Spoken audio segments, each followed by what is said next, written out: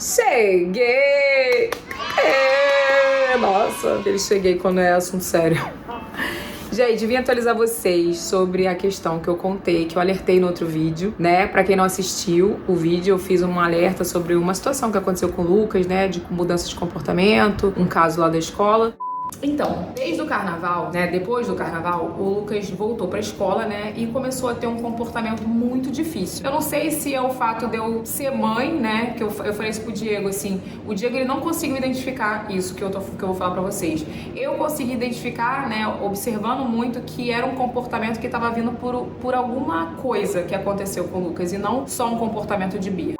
E eu queria atualizar vocês, porque toda vez que eu abro caixinha de perguntas, vocês me perguntam como que o Lucas tá, se ele melhorou, se eu fui na psicóloga, se teve o negócio das câmeras, né, o acesso das câmeras. Bom, o que acontece, gente? Eu fui lá na escola, tive a reunião com a coordenadora geral, né, de toda a rede da escola, também com a diretora da escola do Lucas, conversei com as professoras, com os auxiliares, conversei com todo mundo, né, e a gente ajustou algumas coisas que estavam faltando a linha ajustar, né? E assim, eu lembro que eu já tinha falado pra vocês no outro vídeo que o Lucas já tinha melhorado bastante desde que a gente identificou o problema, né? Então assim, ele já tava muito melhor, mas depois que eu soltei o vídeo, ele teve alguns episódios ainda daqueles surtos que eu falei pra vocês, que a gente resolveu procurar uma psicóloga pra poder ver se poderia ser talvez um gatilho dele lembrar e assim, onde que eu quero chegar, né? Tipo assim, pra vocês entenderem, antes da gente falar sobre isso. A gente notou que ele tá passando por duas fases. Na verdade, ele tá passando por uma fase muito difícil, que é a fase do Terrible Two, né? Que é a fase da birra, que tudo ele faz birra, ele não gosta de ser contrariado, ele não gosta de perder. Assim, por exemplo, às vezes vai trocar o cocô, ele faz uma cisma doida, que eu fico assim, cara, que tipo, ele não quer tirar o cocô e ele fala, não, bota meu cocô de volta. Tipo assim, como se ele não quisesse perder o cocô, sabe? Então assim, é uma fase que isso a gente tem certeza que isso realmente é uma fase, não tem nada a ver com o episódio que aconteceu na escola. Mas algumas atitudes faziam ele ter gatilhos, né, digamos assim, pra ter os surtos, né, que eu falei com vocês. Então, por exemplo, se a gente chegasse com ele e pegasse no braço dele, não bruscamente, assim, que a gente nunca agiu com ele assim, mas tipo, pegar e, tipo assim, falar assim pra ele, Lucas, falar mais firme com ele, né? Lucas, eu não sei se essa atitude de pegar no braço, isso despertava alguma coisa nele, que às vezes era só você fazer assim e ele já surtava. Dava os surtos que me preocupavam muito, porque eu até falei pra vocês, teve um dia que ele surtou tanto que a gente ficou 1 hora pra acalmar ele. Ele bateu com a cabeça no vidro do box e ele não sentiu, então assim, isso me preocupou muito, porque assim, quando a criança tá fazendo birra, ela tem noção do que tá acontecendo, né? Tipo assim, se você tirar alguma coisa dela, ela vai reclamar, tudo. Ele ficava tão fora de si, que assim, ele não sentiu que bateu com a cabeça, ele não sabe, ele só sabia ficar se tremendo. Então assim, gente, a gente resolveu ir na psicóloga, né? Nós fomos na psicóloga antes até da reunião, e a psicóloga, foi muito incrível ter ido na psicóloga, porque ela até falou pra gente assim, que muitos pais não veem a necessidade de procurar um psicólogo pra saber como agir, pra saber se o filho tá enfrentando algum problema. E às vezes não é nem que a questão que a criança está passando por alguma coisa dela, né? Às vezes pode ter alguma coisa na escola, ou com alguma babá, ou com alguma outra pessoa, uma terceira pessoa que cuida da criança. E além disso, fora disso, tem a fase da criança que ela passa mesmo de birra, de lidar com as emoções ali, que se você tiver alguém pra poder te orientar, é muito mais tranquilo de você passar. E assim, eu vou falar uma coisa pra vocês, gente. Me fez muito, muito bem procurar psicóloga, porque assim, ela me alertou sobre coisas que eu poderia estar fazendo errado, digamos assim, e ela me alertou de que realmente foi muito importante eu ter tido a sensibilidade de observar o que o meu filho estava falando. Porque, como eu falei pra vocês no outro vídeo, a criança, ela não pode não saber falar pra você, explicar detalhadamente o que estava acontecendo, né? O que está acontecendo. Ela pode não conseguir expressar em palavras o que está acontecendo, mas a primeira coisa que a criança faz é mostrar em atitudes. Então assim, a criança ela começa a ter um comportamento diferente, ou ela fica muito agitada, ou muito brava, ou muito triste, né, muito amuada. Então assim, cabe a gente estar sempre atento, sabe, aos sinais. E uma coisa que eu tenho prezado muito, sempre prezei, até mesmo antes do Lucas, com crianças que eu conheço, é sempre bom a gente estar atento a tudo, sabe? Porque, é como eu falei pra vocês, a criança ela não vai saber falar, vai saber explicar. Então, assim, estar atento aos sinais de comportamento e também ao que a criança pode estar falando, né? Então, às vezes, no meu caso do Lucas, ele falou algumas coisas, mas o comportamento dele me disse muito mais, porque ele tava uma outra criança, né?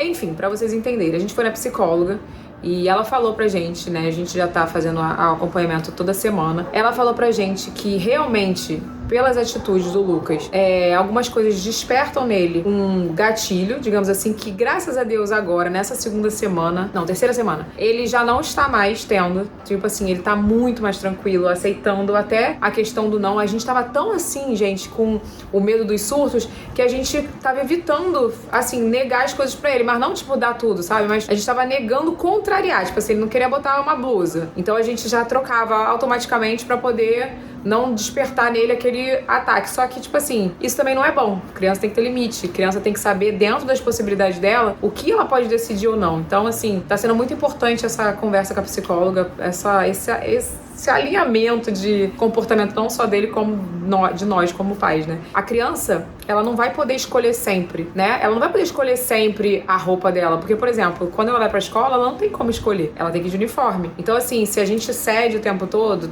ela pode escolher sempre, ela sempre vai ter a escolher. E vai ter momentos na vida que a gente não tem escolha, né? Então, assim, gente, olha, educar um ser humano é muito difícil.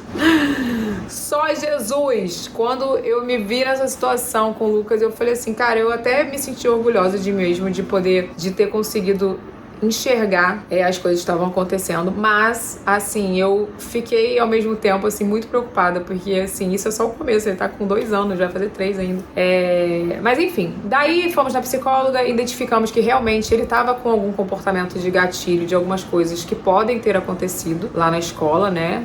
E só pode ter sido na escola, porque, como eu falei pra vocês, ele não fica com ninguém aqui, em casa ele tá sempre com a gente. Então, realmente ele tinha alguma coisa, mas ele também tava passando pela fase da birra e tá passando pela fase da birra. Então, assim, a gente precisa alinhar alguns comportamentos, que já estamos alinhando também, com questão de limite, com questão dele saber perder, dividir as coisas, né? E, assim, talvez porque a gente trabalha em casa, ele tá sempre com aquela atenção dos pais, né? E muitas crianças não têm essa atenção. Muitas crianças vão pro psicólogo porque não tem a atenção dos pais, porque não pode. E não é nenhuma questão de que os pais não querem dar atenção. Às vezes sim, às vezes até é. Mas às vezes é porque o pai e a mãe trabalham muito. Então às vezes tem que ter um acompanhamento porque a criança está extremamente carente, está externando que ela precisa de atenção. E no caso do Lucas, ele está extremamente... Foi uma coisa até engraçada que ela falou que eu fiquei pensando, né? Quando a criança quando a criança chega, ela tem que se adequar à nossa realidade, né? Porque a gente tem uma vida. Então, por exemplo, se você teve um filho, você trabalha e daqui a 3, 4 meses você tem que voltar. Então, a criança vai se adequar a essa realidade. Ou você vai botar numa creche, ou vai ficar na casa de uma mãe, de uma sogra. Então, assim, a criança se adequa à realidade dos pais, porque os pais precisam trabalhar até pra sustentar a criança. Mas a questão do Lucas, por exemplo, a gente adaptou a nossa rotina ao Lucas. Não foi o Lucas que se adaptou à nossa rotina, entre aspas, né? Por quê eu falo isso? Porque eu trabalho em casa, então eu consigo a flexibilidade de mudar os horários. Então, assim, eu consigo na parte da manhã dar mais atenção pra ele. Eu fico só quando eu tenho que viajar ou quando eu tenho muito trabalho pra entregar de manhã, que eu não consigo. Mas geralmente gravação, eu gravo à tarde, eu deixo ele ir pra escola. Então, assim, a gente se adaptou ao Lucas. Então, é como se o Lucas fosse o rei da casa, sabe? E assim, eu vou falar uma coisa pra vocês. Eu tô dando minha cara a tapa falando isso aqui pra vocês, porque eu sei que vai ter um monte de gente que vai falar, como já teve em outros vídeos, sem eu falar isso, sem esse motivo. Já teve gente que falou que o Lucas ia ser mimado, que ele ia ser isso, que ele ia ser aquilo. Mas eu não aceito essas palavras na minha vida. Eu acho que o Lucas foi muito sonhado, né? Falei com a psicóloga, assim, ela fez uma entrevista, não é nem entrevista que fala, né? Anamnese que fala? Acho que é esse o nome. Desde a gestação, pra saber se o Lucas foi planejado, se a gente queria o Lucas, tudo. E eu falei pra ela que o Lucas foi muito planejado. O Lucas foi, assim, meu bebê arco-íris, que no momento, assim, que a gente queria muito ter ele. E, assim, se eu errei como mãe, foi tentando acertar, sabe? E hoje eu tô adequando muito mais pra poder saber lidar com essa fase do Terrible 2 e acertando as coisas que a gente não tava fazendo certo, né, com ele, mas lembrando e não esquecendo do que ele passou na escola, que com certeza foi o que despertou mais esse comportamento dele, né?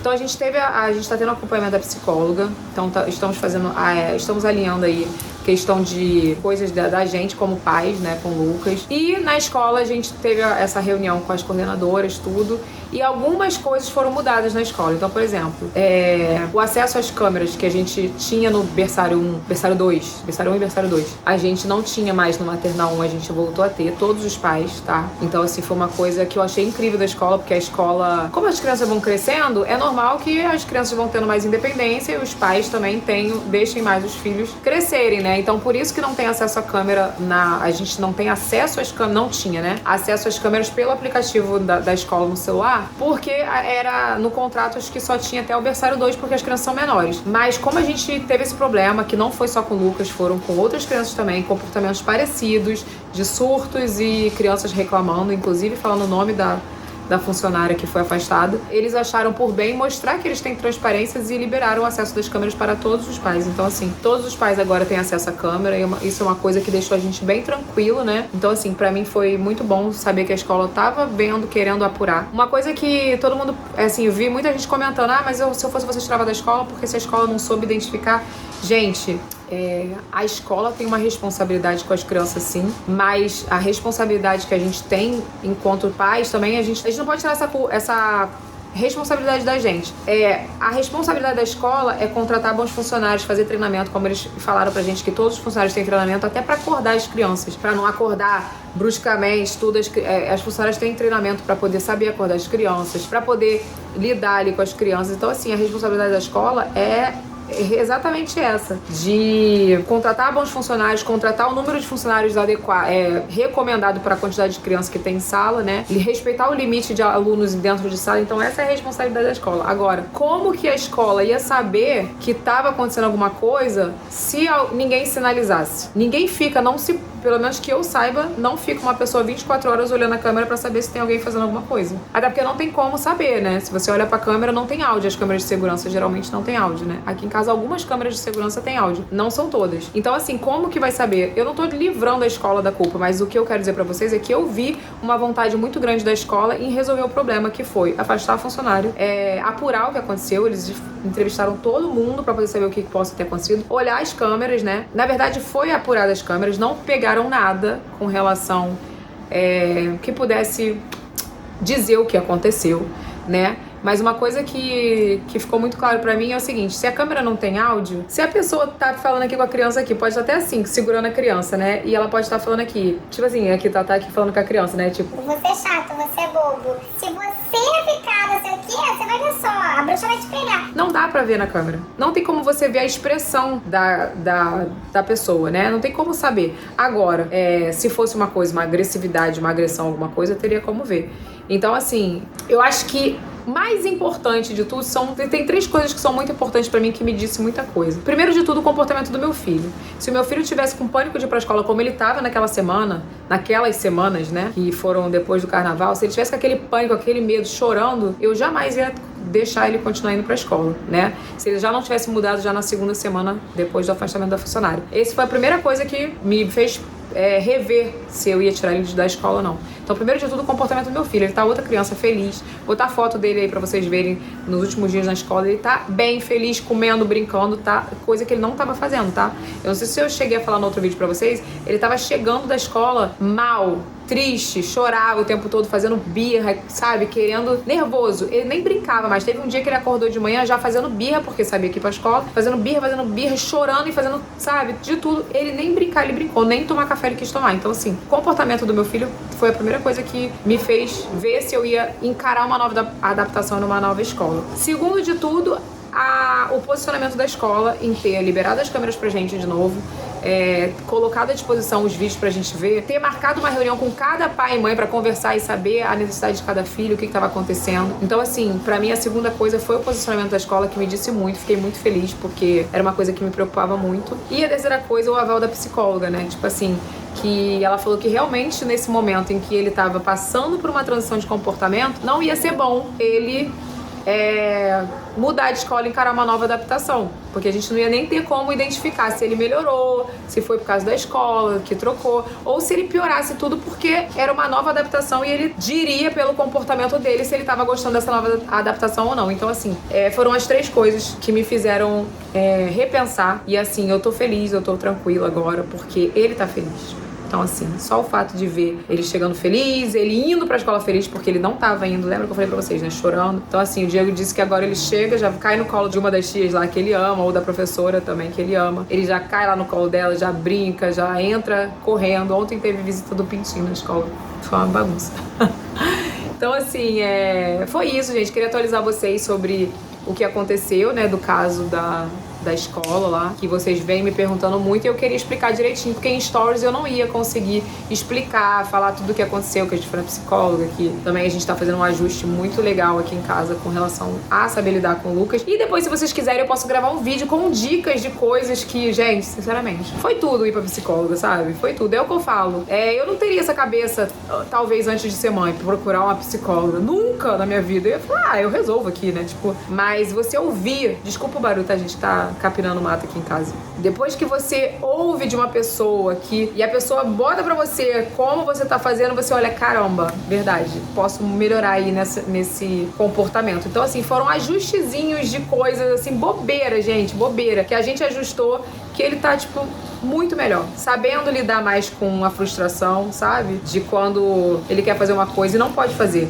Tem coisa que a gente quer deixar pra gente não ter trabalho, mas tem coisa que não pode fazer. Por exemplo, criança pode mexer com faca? Até a psicóloga falou isso. Criança pode mexer com faca? Não, não pode. Então, pra você não se estressar, você vai dar uma faca na mão da criança? Não.